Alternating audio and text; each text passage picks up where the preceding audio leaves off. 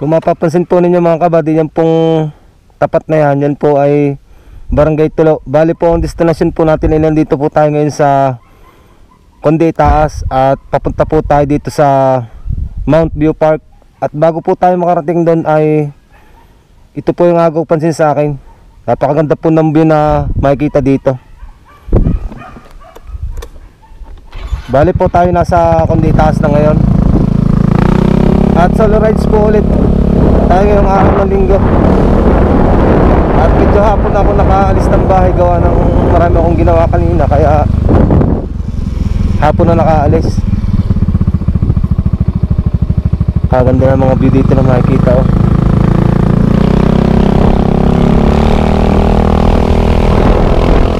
Conde Taas.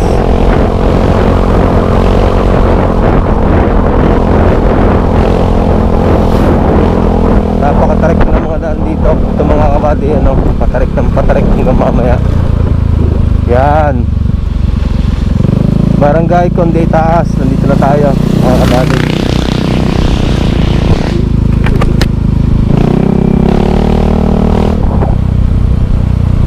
Grabe yung ano, ang lalim ng bulusok. At kahit ganun ay ano, ang bago yung kalsada dito. Napakahaba pa mga kabady ng umumotoring ko bago ako makarating dun sa mismong pupuntahan ko. Napakadami pang barangay na dadaanan. Dadaanan barangay dito ay ano pa, Santo Domingo, Barangay Tumba. Tapos pinampupuntahan ko Talahib Payapa.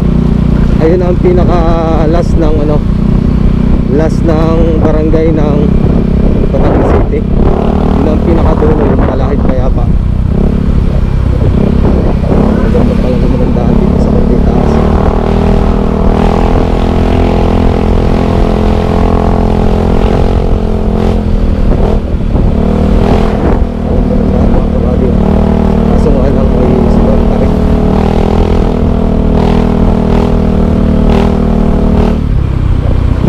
Kabady yung ano, yung nakaraang vlog ko dito, yung rebulto ni Mama Mary. Puntahan ko yung abandonadong pasyalan dito, pinagdaan no?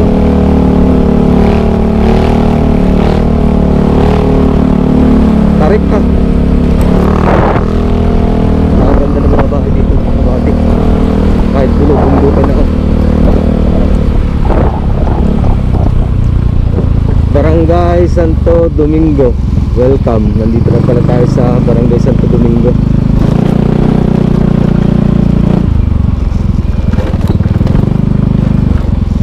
At tanaw na dito mga kabady ang ano, Mount Banoy at yung ano, bahay sa ibabaw ng bato. Kaso para tayong aabutin ngayon ang ulan dito mga kabady. Kulimlim na sa lugar na ito. Grabe, sira na yung kalsada dito mga kabady oh. Dapat ito ang pinapagawa, kasi yung ibang kalsada maayos pa, binabakbak na. Ito naman ay siraan, ay hindi man ipagawa oh. Kung mapapansin nyo mga kabady, yan yung ano, Mama Mary sa tuktok ng bundok. Ayun yung vlog ko nung nakaraling do, yung abandonadong pasyalan. Ngayon ay dadaanan lang natin siya. Medyo malayo yung destination ng ating vlog ngayon mga kabady. At sana tayo hindi abutin ng ulan dito sa bundok. Dito tayo.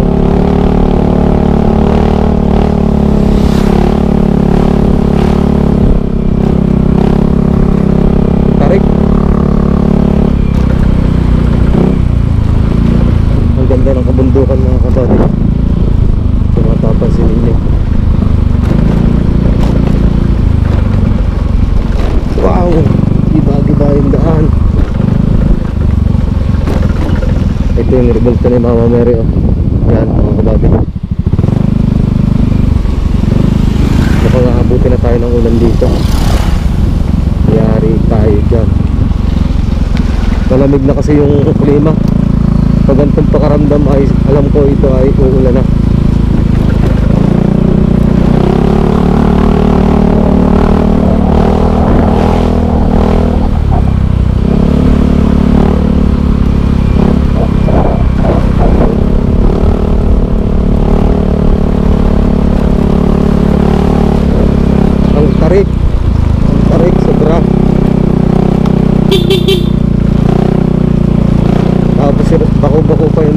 kabady. Kung kayo mapapadaan dito ay doble ingat po kayo. Grabe naman ang daan, no? Ito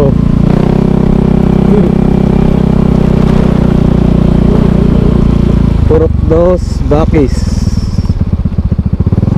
ang nakakasakop dito, Barangay Santo Domingo. Tapos may daan dito pa kaliwa, hindi ko pa napupuntahan yung mga kabady kung anong meron dyan. Yan ang gusto kong mapuntahan pagka ibang araw pupuntahan ko yan. Tapos dito abandonado, ito ay abandonado na daw po lugar na ito. Ito daw po ay may bahay sa loob na malaki, kaso hindi pwedeng pasukin kasi yan ay private property. Tapos ito naman, ito pong lumang gate na ito daw po noon ay exit po ng Grotto ni Mama Mary noong bukas pa yung pasyalan na yun, at saka nung maayos pa yung pasyalan. Pero ngayon ay sarado na. Sobrang gubat na ng loob mga kabady, oh. Dito daw po yung exit dati ng Grotto ni Mama Mary nung sikat pa itong pasyalang ito. Sayang. Laking bundok nito mga kabady, oh. Laking bundok, oh. Ito yung sinasabi kong abandonadong bahay doon sa loob. Nakakatakot naman, no?